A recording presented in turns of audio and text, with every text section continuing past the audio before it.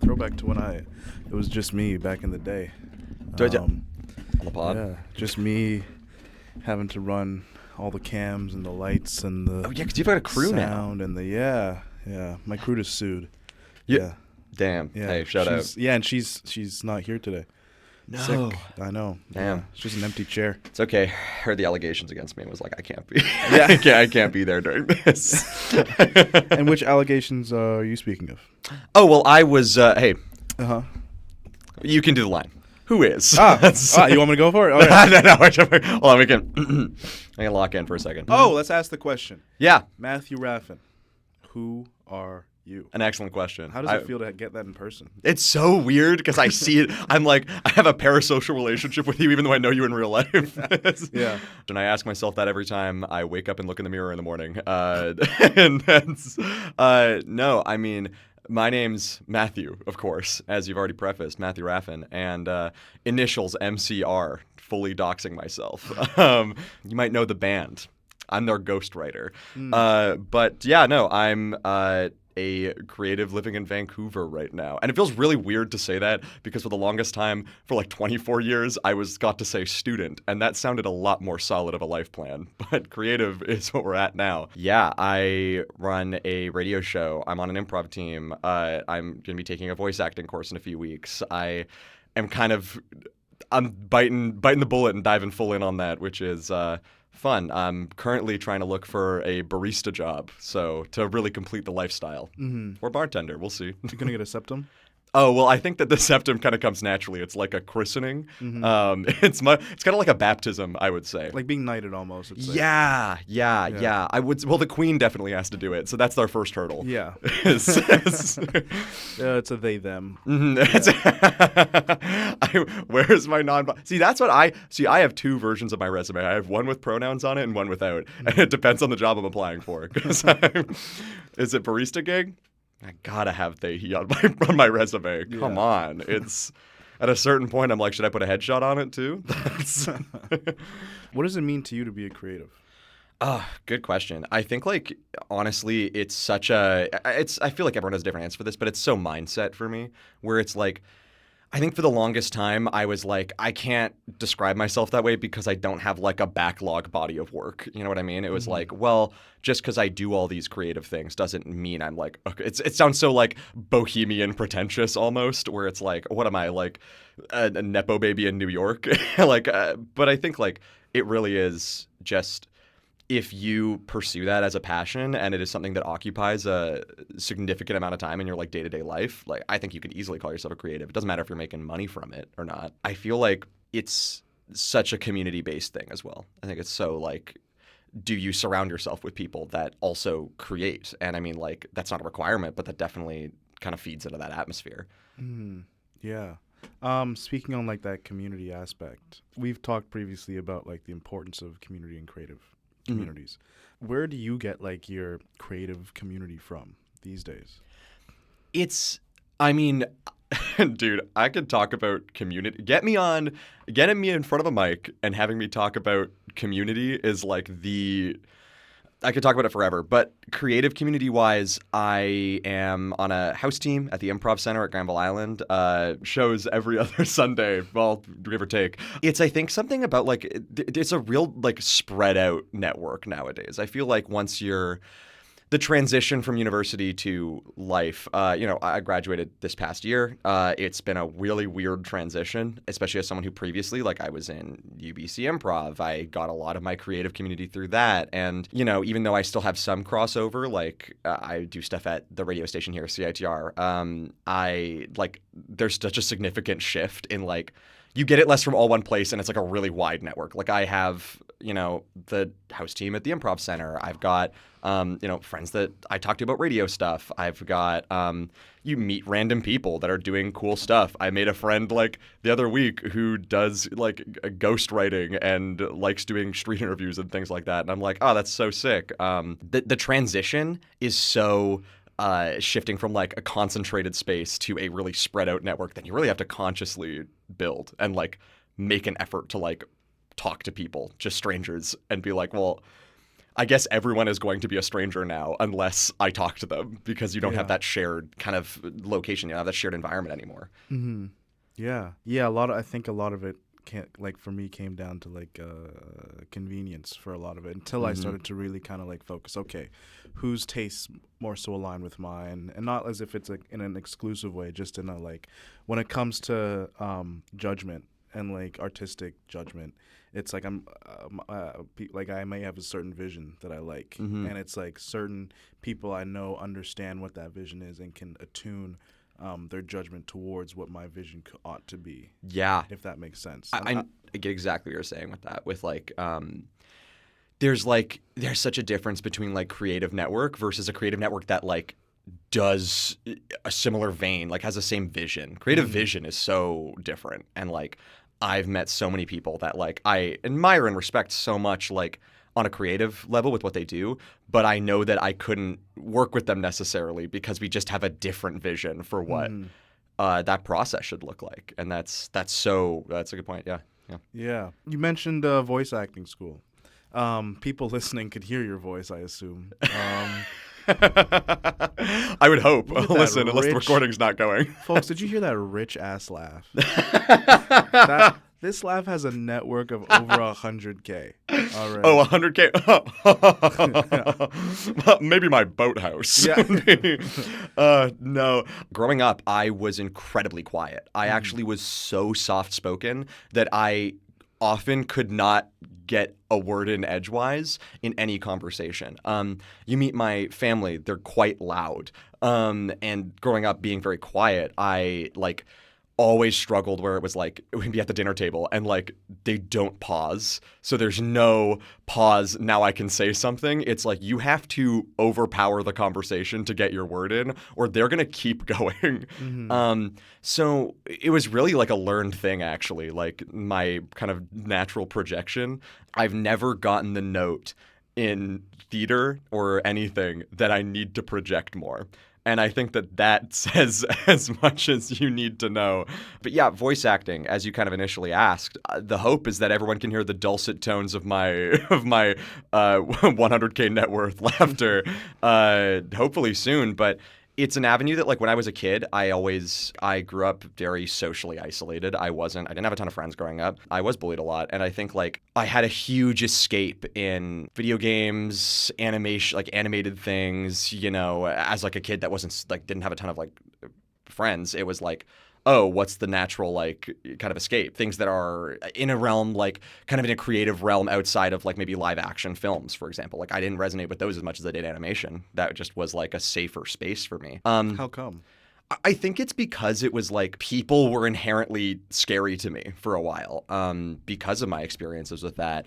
And it kind of created this buffer of, like, there was also a degree to which I was a very, very creative child, undiagnosed ADHD for the longest time until, like, last year. So I spaced out a lot. I liked to sketch and draw and doodle and just daydream all day. Like, my common complaint from teachers of mine would be like, we don't know what to do with him. He's just daydreaming. Like, we can't yell at him for talking to friends. He's just staring out the window instead of writing. I think, like, I was always inclined towards that, like, imaginative, you know, for example, animation.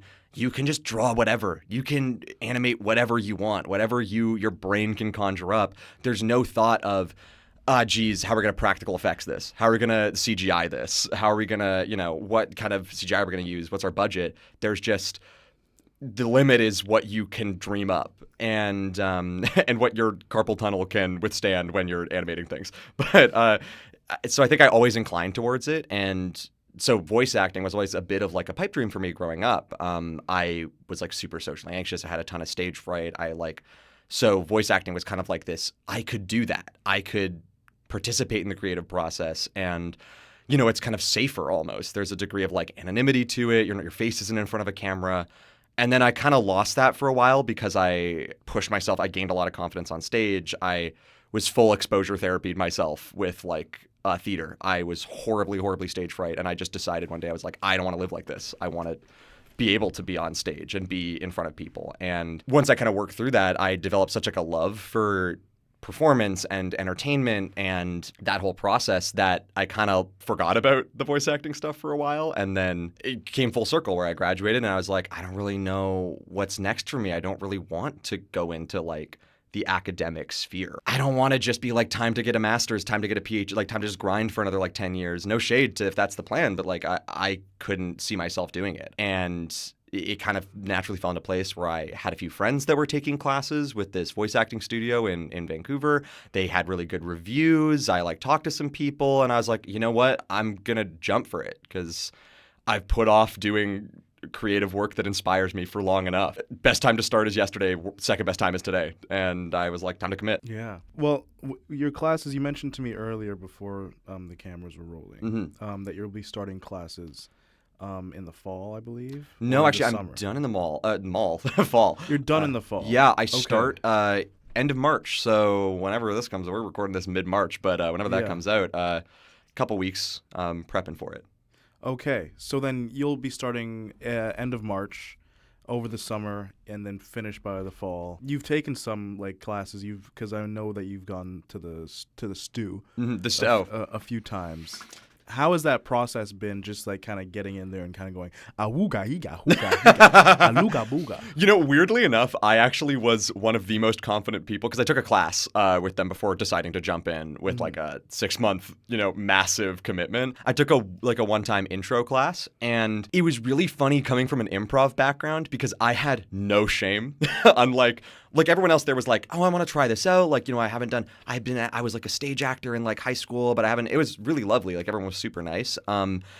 But it was really funny being in there and being like, I'm used to like looking like an asshole. I'm used to looking like a jackass on stage. I'm very accustomed to this. So if anything, sitting in a booth and just doing it into a mic for like, oh, that's great. There's no one like there watching you. Like there's no crowd. There is no crowd, but at the same time, there's this weird middle ground where it's almost more awkward because there's no crowd. Because I'm like, I'm not bouncing off like energy in a room. There's my teacher on the other side of the glass, which is soundproofed, so he's speaking to us through headphones, and my fellow like 8 people in the class are all in the booth with me with their own headphones on, and they're all just listening to my voice as you go. But I did really enjoy it in the way that like we did animation and we had like a selection of scripts to go through from like Canadian animated shows, and I did pick the two out of the 3 characters I picked were freaky little minion creatures where I could go like, hello. And I gotta love hitting a freaky little gremlin voice. But it's a different kind of anxiety doing it because it's like I know that everyone's just standing there locked in on my voice, nothing else. There's no crutch of I get to make a joke. I'm just doing a performance. I mean, like you brought up a good thing with the energy part. Because it's like when you're in a crowd or like when you're performing for like an audience, it's like, yeah, you have them to kind of like, Totally. Is there still a bit of an energy aspect with the people around you, like the rest of your class? Yeah, definitely. I'd say like there's encouragement. Definitely there's encouragement. It's less like for anyone that has not seen an improv show, mug to camera. I warned you that I'd be doing that. But stop fucking the camera. It's not my fault that he's looking at me like that. I'm feeling really flattered, but it's really awkward because you're also here. So give some TLC. But yeah, there's definitely a different energy, and being on stage is so particular. Like like I said, for anyone that has not seen an improv show, there's such like a wild energy to it once the audience gets going. It's kind of like stand-up is very different and you do more stand-up stuff in the city, so you would know this, but it's a very different kind of energy. You kind of got to win the crowd in stand-up. Improv is really like, if you get them, it's just about getting them warmed up, and then once they're warm, you can really like, obviously everyone has a dead crowd every once in a while, but like once you get them warmed up, you're going on stage and going, what the hell? Like you're doing that for, an hour, and there's obviously nuance to it. There's so much storytelling, but there's such like a fun electric energy in the room when no one knows what's happening next. Cause like, it's so much different than like a play or a structured skit where it's like, everyone kind of knows that you're firing off pre-prepared stuff. There's such an a live energy to a crowd like that. Very different in like a voice. Everyone's very supportive. It's lovely, but it's so more about the like performance of it. It's so much more the performance of it. But I would really say that like voice acting leans so much more on the performance. Improv and comedy is so much more a relationship with your audience. I think comedy is like best summed up as you have a working relationship with the audience and you want them to feel comfortable with you. You want them to feel safe in the space so that you can all enjoy it together. Mm-hmm. Whereas like voice acting, like acting for film, same thing, or stage, it's much more like I have honed my performance and I am doing a craft right now. Then I think it's a very different metric. Mm-hmm.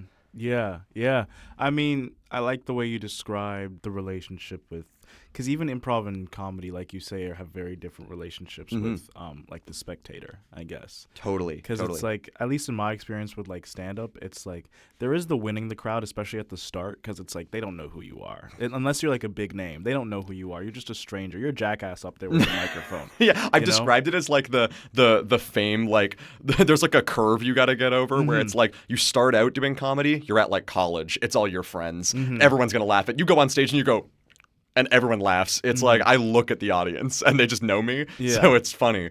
Then you're in the city or you're like trying to make a name for yourself and it's so impossible to get a crowd warmed up and like you. It's so hard. And then the second you have a bit of you're a known name, everyone goes in expecting to laugh. So it's the same ease as like if it were your friends. It's such a weird industry in that way. Yeah, and then you leave the town where you made a name for yourself when you start going on tour, and it's that all over again. Yeah, and then it's like you have to now build the same trust with an international audience or like a, even just like a regional, like a different fucking city in your same whatever region you're in. Oh my God, yeah. Well, I mean, you've done a couple stand-up shows. You were in Alberta recently and you did a stand-up show. Yeah, and I that did. was, I'm sure you had that exact experience of like. Well, that experience was just horrific generally because because it was I've told a couple people the story of essentially it was like the most offensive material. Like genuinely, and I say that like you know me as a person. Yeah, it's hard for me to say something in comedy is offensive. I'm a big fan of Richard Pryor. I'm a big fan of 70s. You've got leeway. You've got if there's anyone that got leeway. Oh, you're leeway. Curving. Yeah. Oh, you're throwing it back. How much leeway you've got is what I'm saying. It was like just straight up like school shooter jokes, as in the joke is that school shooters exist. It's like straight up like indigenous jokes in that indigenous people are just bad people. Like that's the crux of the joke, you know? Like it's so unfunny. I think it's like the best. I'm taking a stand-up class right now. The instructor's name is Sasha. They're pretty prolific stand-up in the city. But they were talking about this and they were like, it's just so. We were discussing it in class and it was like, it's just honestly like, offensiveness aside, it's just boring. It's boring. Bad comedy. It's not funny. Yeah. It's just like if you want any reason to like level with someone and convince them that has different values than you of why not to do that in comedy, it's like tell them that it's not funny. It's just like, not good. And it's just very bad. It's very lazy. It's lazy and it's bad. Yeah. And I'm like, don't even get me started. I have such like a. I have such like a bone to pick with that as like a comedic crutch because I think it's people love to get really defensive and be like, well, I'm making jokes about like whatever I want when I think is funny. When it's like they'll just get more defensive when you say, hey, that's just not funny. Because then it's like they're just going to dig their heels in. And then it's like, oh, well, great. Now you just think I'm hating on you. And like you're never going to analyze your comedy or get better at your craft because you're going to think that everyone hates on you because you're like edgy. Yeah. And it's like, no, you can just be better. Yeah, genuinely. Yeah. As for the crowd, it's like, yeah, you just kind of have to like get them to like you as soon as possible. Yeah. We can talk about comedy forever. We've sat and talked about like entertainment. Like I talk about comedy. I'm the worst. I go to an improv show with my friends and like I will go and afterwards I'll be like, yeah, so I thought that joke structure was interesting and I really liked how they did, but I think that this didn't land and I would have loved to. I'm like the most like obnoxious person to see a show when it's with. Like analytical like that. Yeah. Yeah, because it's almost like I kind of describe it in the same way of like I almost imagine going to see films with like my friends that are film majors where it's like you can't turn it off at a certain point and you're like, that was fun. Can we talk about that setup? I really want to like dissect that. I mean, obviously, I think most people who do that type of thing are like that, have that bone in them. Because I'm the same way. Yeah. it's hard when you can't turn it off. Yeah. And that's why I think people like this also just like really dumb, the dumbest things ever, where it's like it's just funny because it's stupid, and because it's a way for us to turn our brains off. Genuinely, yeah. You know, it's so funny. You know, we have a mutual friend who's in the film program. They're around Emmy. film. Emmy, yes. Emmy's on the show. Oh yeah, Emmy was on the show, right? Yeah. Forgot about that. For Emmy any Chopolis. listeners, Emmy Chopolis. Yeah. Emmy Chopolis, Yeah. Emmy Choptolis. Yeah. I wouldn't say that about them.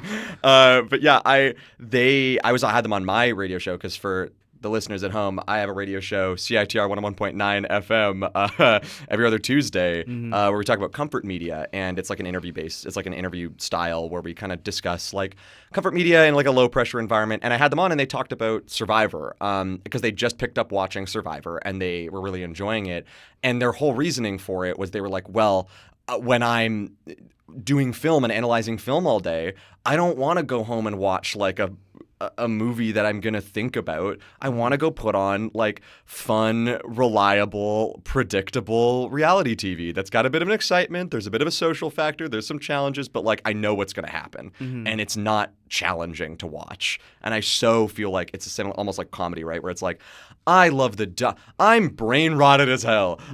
Someone say the funny numbers. I'm going to do the funny thing. It's like I'm so brain rotted, and I think that part of the reason I actually really like that is because I think about comedy and I think about entertainment. So being able to just be like funny image text post or like current trend meme Loud or whatever. sound, yeah, loud sound, a bass boosted song. Like, and I get to go like I get to laugh at it. It's so relaxing almost to just totally brain off and not think about like, oh, what's clever right now? What's like a clever bit? Yeah. When I can just make a silly mouth noise. Yeah.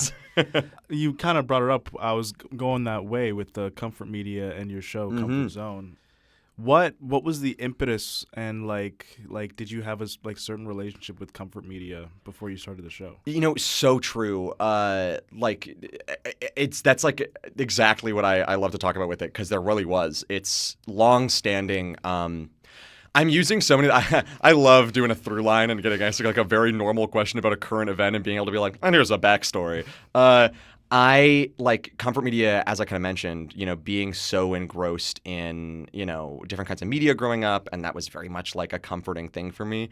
Comfort media was huge in my like childhood. Like I played games. I played games. I watched shows. I was big on. Hey, I had my big YouTube era. I was on Markiplier. I was on that shit. You know, I had my slight parasocial relationships with various like YouTubers and stuff. So like, it really was like I would get home from school or something, and I'd be feeling like ass, and I'd be like, "What's gonna make me feel better? I'm gonna play this thing I really like. I'm going to put this show on. It doesn't matter if I've seen it before, like I'm just really into it and it makes me feel better." And my whole concept for the show, Comfort Zone, or In Your Comfort Zone, which Instagram, comfortzone.citr, follow me up.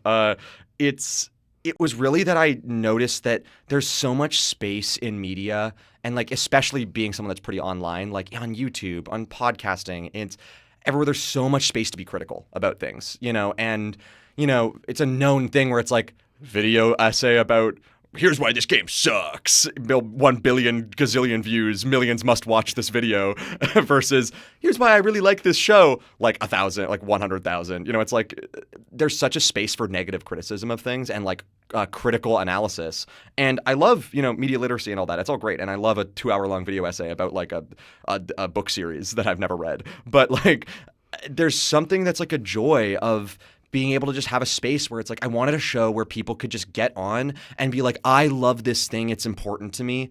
I don't have to defend why I like it. And I think that that's so important to me, that we have spaces to just share joy and love things. And like, you know, we all know social media is bad for us. We all know that we all consume too much passive media and it's rotting our brains a little bit. But like, there's also such like a beauty in it where it's like I know that it helped me through so many hard times, and I know that it helped other people through so many hard times, and I think like that deserves to be celebrated as well, and like we deserve to have a space to just be like, dude, I freaking love like insert sitcom. I don't want to defend why it's good. I just want to say that I like it, and here's the things I like about it, and why it The Real speaks to me. Husbands of Hollywood. Hey, that's what I. Is this for you? Is this your real? Actually, real. Kevin Hart's fake reality TV show. Real as hell. No, that's sick. Yeah, I mean, like, shit like that. It's like, you could sit and probably explain why you think it's a good show, but sometimes it's fun to just be like, dude, tell me your favorite thing from that show. Why do you love it in particular? What does it say about you as a person? Like, I think that media is so big in our lives nowadays, and it's not going, like, especially with like the proliferation of short form media, different ways of consuming content. It's not going anywhere, and I think it's good to let ourselves explore the good and the bad of our relationships with media. Mm-hmm. Yeah. Nice. What is your like comfort? Like, let me get your Mount Rushmore. Of all hit me with comfort it. medias. Yeah. Oh my God. So like my top 4. How many? I was about to say, I was like, bro, I am Canadian. Hell, I don't know how many faces are on that. That's a mountain to me. I don't know. Like, dude, why is it in such a hurry? I don't know. But well, that was low hanging fruit. But yeah, I would say my top 4 for sure. Oh God, it's so hard to pick, but. As an avid, I got to put up there, avid Letterboxd user, love Into the Spider-Verse. That movie, I've watched it like 10 plus times. I love that movie. I really loved Pikmin growing up. Pikmin was my favorite game as a child because I loved animals, and it was such a perfect mix of like, here's a bunch of, I love speculative biology and stuff like that. That's a really niche avenue, but like that avenue of fiction, love it. It's so cool. I was like, yeah, make up like a cool tiger or some shit like from an alien planet. I don't know. That's sick. Yeah, show me its musculature. I don't know. Like, it's okay. Show me Brackets its flirt. musculature. That's my line actually. That's you got musculature. Damn. But like I'd say yeah for sure. Into the Spider-Verse, Pikmin. I love. I don't know if you could call it comfort media, but like. Damn, sometimes like there's that style of like YouTube gaming video essay where it's like 45 minutes, guy, you just know he's just a regular dude behind a microphone with some animated visuals, and it's him playing a game in a wacky way or talking about it or riffing on it. That's like watched that since I was like a kid, and it's like it's so funny that like that medium is like no different. People are still making that. I love those. And then 4th, honestly, like it's such a hard one. Like, oh my God, I really loved I could put another game. Dude, 4th is so challenging. Honestly, those 3 are like solid, but the 4th fluctuates all the time. I've had it bounce between like specific movies or like, I watch a lot of animated films and they really stick with me. Like I watched a French film about like kind of childhood and growing up and called Little Amélie, Character of the Rain. And it was so cute. And that one was for a little bit. I was like thinking, it's just like the 4th one I think passes off between what I'm doing. I will openly say that I love the Persona games. You know what? They get a lot of flack, and like there's so much that's cringe in them. Absolutely, there are some anime ass games, but like I played 2 of them when I was at like bad points in my life, and I was like, you know what? I needed this actually. You know what? I actually did need this. No, you need that. Yeah, you need that. It's like I was like.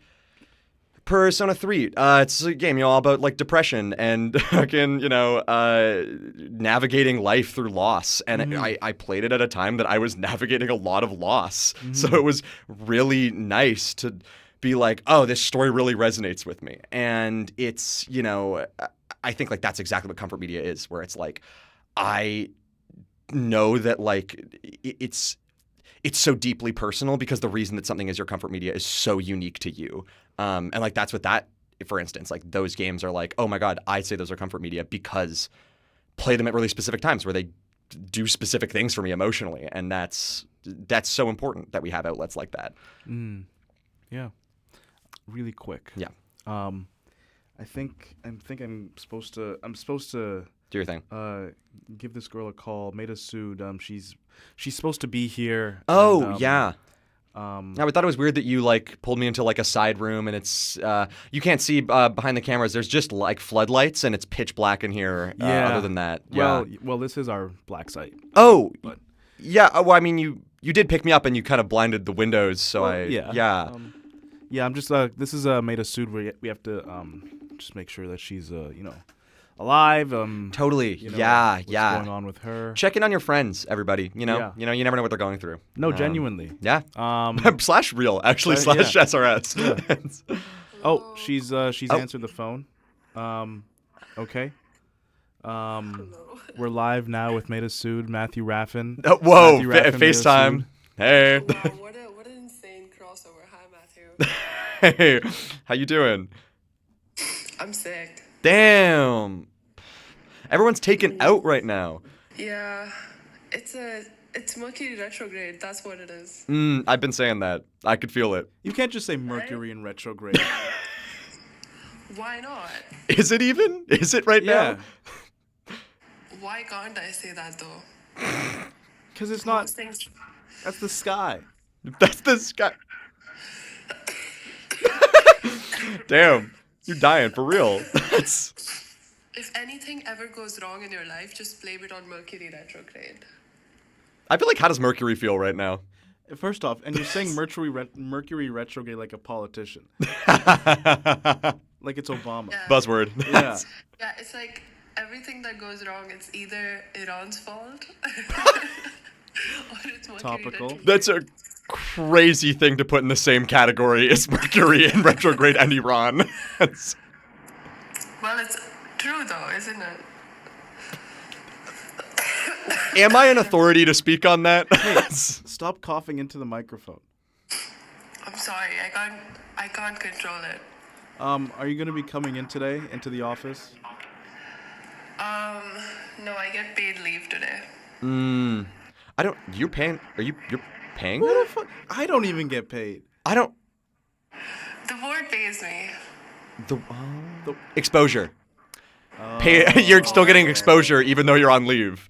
That The makes. Valenoff board? The Valenoff board pays you. Yeah. Dude, I'm paying you to be on the show. I'm paying you. You're paying me. You're Yeah. paying me. And then who's paying None of you her? get paid. Be for real. Hillary I'm misses the you. only one. Hillary misses you. Dude, I miss her. Oh my god. That blue suit, I need it. Dude, I need her. That's I saw a picture of her in the blue suit. Oh my god. Okay, I'm gonna let you go now because you're Don't sick. worry, it's not contagious over FaceTime. That's what you think. Yeah. You don't know what Mercury does. Let's keep it real. Oh, that's true. Don't mess with Mercury, man. Dude. I have the new iPhone too. It can like transmit and shit. It's got my new iPhone can produce A lot of pathogens. people Yeah. don't know, but that's how COVID actually spread. You? On the iPhone? Yeah. That's Through the iPhone. Hey, All right. Android stays winning. That's why Android stays winning. Shout out my Android. Where am I? Wait, you're an Android user? I am. I'm proud. Stay strong. Thanks. Well, I will because I don't have the pathogen update yet. So. The what update? Okay, goodbye. Bye. Bye. Fine. Bye. That was a word from our Maydha Sood. Wow. yeah. That was soulful. I actually think. You know, you ever meet someone that just has such a beautiful mind that just really works in mysterious ways, and that means exactly what it on the box. On the box? What box? Don't put me in it, as I'll tell Oh, you. Keep me out of gotcha. it. Yeah. Hey, man, I've been working hard. Hey, I changed my pronouns to get out of that box. Don't put me back in it, please. Can I ask you about your pronouns? Sure. Yes. I use they he pronouns as Yeah. for the audience. That's. What, for people who don't know, what does that mean? Everyone has different opinions on this. My hard stance is that pronouns are far more of a descriptor than than prescriptive. That's like, I think that it's honestly people blow them out of proportion where it's like, I felt that I was like, I always historically felt like I did not resonate with the label of man. I didn't really resonate with anything. It didn't feel right for me. Any social setting I was in where I'd get categorized in that group, I was like, something's just not, this is not who I am on the inside. This is not how I view myself. This isn't, and pronouns really are like just a way, honestly, in my opinion, for you to describe who you are to people or even for yourself in a way that makes sense. Because like I didn't suddenly change. Like it's funny. I had a really good conversation with this with my mom actually recently, who like to give her massive credit, grew up, on a farm in like rural BC, like Pemberton, shout out. So very not like inner city woke, and both my siblings are gay. It's like, a very queer household on the child front. And she didn't get it, and she like asked me to explain it to her. She was like, you've mentioned that you use they, like I don't really get what that means, like what, is it like a sexuality thing? Like, do you like men or what's? And I was like, well, it's really just boils down to I haven't changed as a person. If anything, picking the pronouns just felt more correct, where I was like, this just describes me better to people. It's easier to say I use they, he, and you can clock my ass immediately on like what my vibe is going to be, rather than having to be like, I don't know, just like pick it up.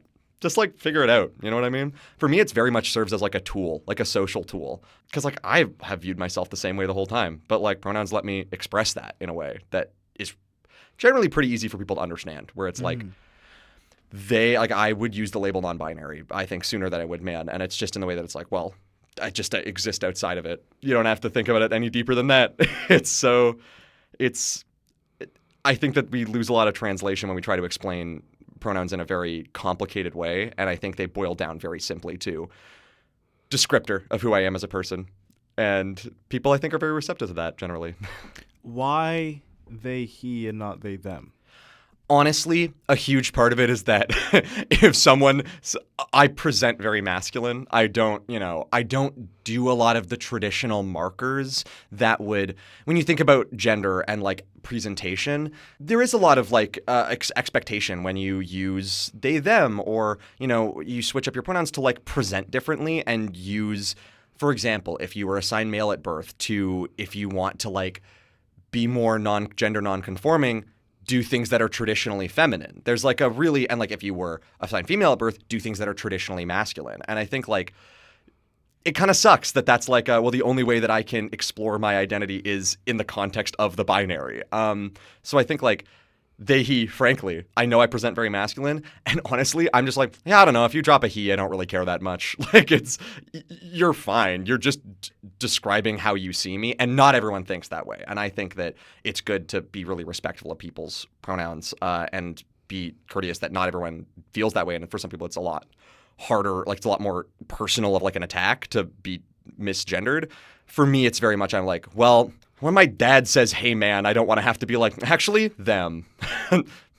Switch it up.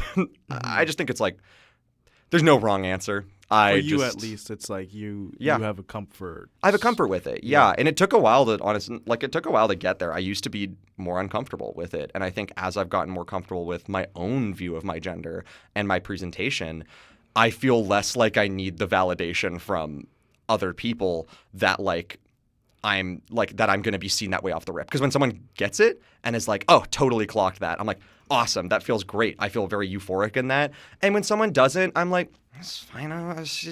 It's very individual. Not everyone feels that way. And for some people, it's way bigger of a deal. This is not universal advice. No, not universal advice at all. So if you are someone that does not have, that uses your assigned pronouns at birth, do not just assume that you can just let it rip off like a basis of someone's vibe. You should ask. And I think it's polite to ask. But on my end, I have the he there because I'm like, for me, it's such a personal thing. And like my friends know me that it's like, I don't really care if John from the coffee shop takes my order and says, hello, sir. I'm like, the he can exist there as almost like it's okay. Don't like beg for forgiveness if you use the wrong pronoun. It's cool. So my dad isn't wrong. My mom just sent me a message. Ross, some people are allergic to seafood. What? Yeah. No, this is because I suggested we go to a seafood restaurant for like my graduation dinner. Some people. Yeah. Ross, some people. Yeah, Ross, I'm allergic and I'm going to be at your graduation dinner. You didn't think about that, did you? Are you actually allergic to seafood? No, my sister is though. She's allergic to shellfish, and pineapple, but she will eat it anyways. Do you have any allergies?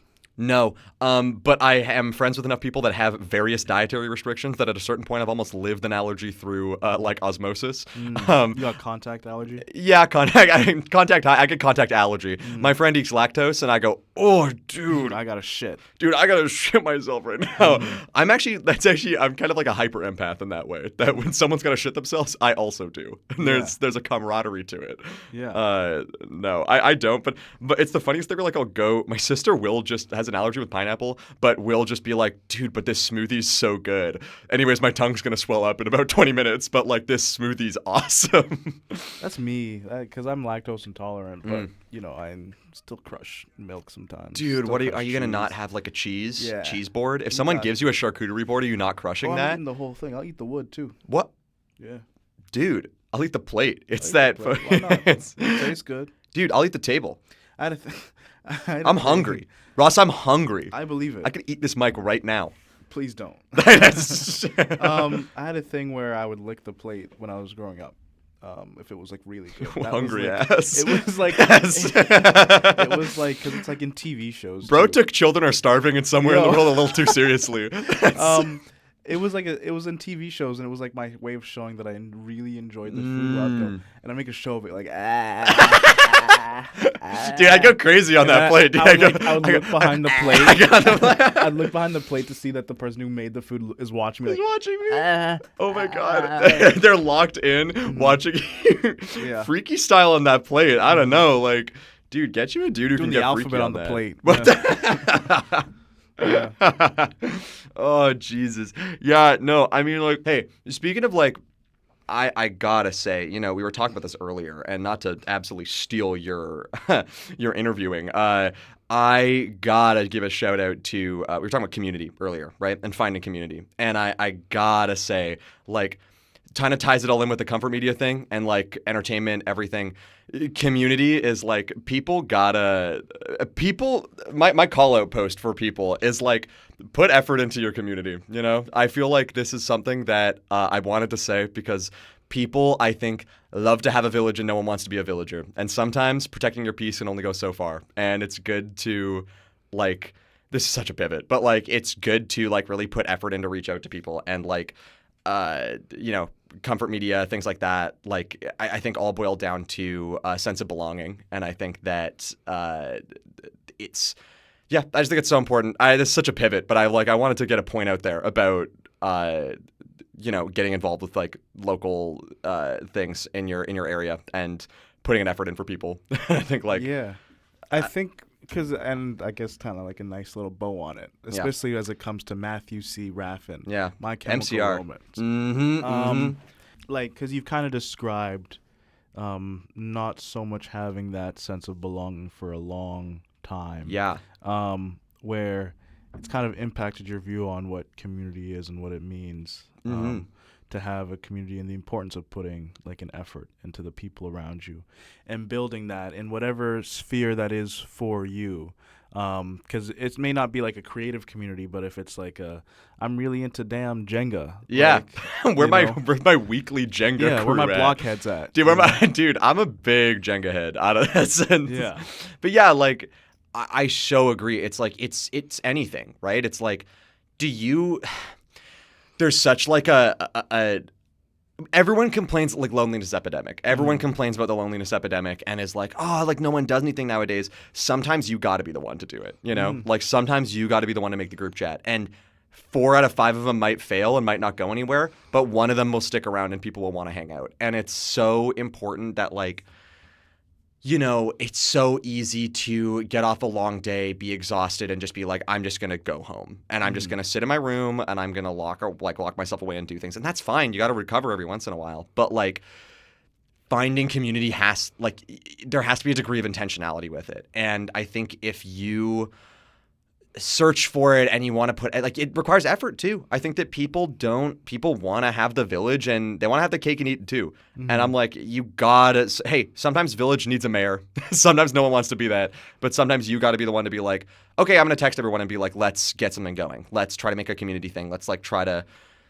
go to like a local, like go to like a board game shop, go to like a board game cafe or something, and like, go to like their weekly whatever night, right? And meet people and chat with people. And like, we have this, I think, expectation that it's automatic and that like if it's supposed to be, it's going to be. And like, I just have to wait for it to happen for me. And I should, if I'm tired, not go out. But I think we don't understand that like, sometimes we don't understand that our brain chemistries work against us. And we have to push ourselves a little bit to be there when we're a little tired, or, you know, make the plan when you're nervous that no one's going to show up, and do it anyways. And like, I think especially like you said, growing up with not a ton of community really cemented that for me, that like, and it was a process. Like once I found it, it was a long process to like get comfortable with like, it's not going to leave me at any random point. I had a ton of like, you know, almost separation anxiety from people, because I like was like, I've lost this before. I now know what life is like with community. I don't want to lose it. And, you know, finding that balance of like working for it, putting that effort in, making sure your friends feel loved and valued, you know, balanced with like, yeah, making sure you take care of yourself. And it's hard, but it's so worth it. It's so worth it to like have friends in your life that you're like, I know I'm going to see them every week. I know this person, if I'm having a hard time, will show up for me. I feel like genuinely, like I'm so of the belief that it's like you should put the same effort into your friendships that you would a romantic partner. You know, you should be treating your best friends like they are that special to you. And you should be treating yourself in that way too. Totally. Hey, huge bow on that. Yeah. Like, take care of yourself, you know? Yeah. It's not all about it. Don't fall on the sword for other people, but also don't be afraid to take a little thumbtack. You know what I mean? Every once in a while for a friend if they really need it. Mm-hmm. There's a balance to it, for sure. Matthew C. Raffin, thank you for coming on the show. Of course. Thanks for having me. All your links and shit will be in the podcast description if people want to connect with you more. Mm-hmm. If they want to create said community. I love meeting people. I love talking to random strangers. I love hanging out. I'm a known hanger. I'm a known chiller. I think that's the bow. That's the bow. Yeah. Hey, check out my stuff. Hey, stop mugging the camera. I'm sorry. We're having a moment. Okay. What's so wrong with this? That's the show. Cut the what? Cut the cameras. Hey, text me later. Text me later. Text me later. Stop it. Hey. Now that he's gone. It's pregnant. What do you think I am? I'm gonna pull a Marty Supreme? I'm gonna pull a Timothy Chalamet? I'm gonna run away? No, I take responsibility for that camera. What's its baby gonna be like a flip phone? What's the child of a camera, of like a film camera? Please be serious. What's the child of a camera? She has a name, Ross. A GoPro. Oh, man. Duh. Yeah, okay, well, I feel stupid now. Maybe I am an absent father. That's the show. I just didn't want to end on a note like this, Ross. No, it's fine. It's done. It's over. No, you know what? Hey, you know what, Ross? I know that Mike is pregnant. I know you have a close working relationship. Where's the kid, Ross? Where's the lapel mic, Ross? Cut it.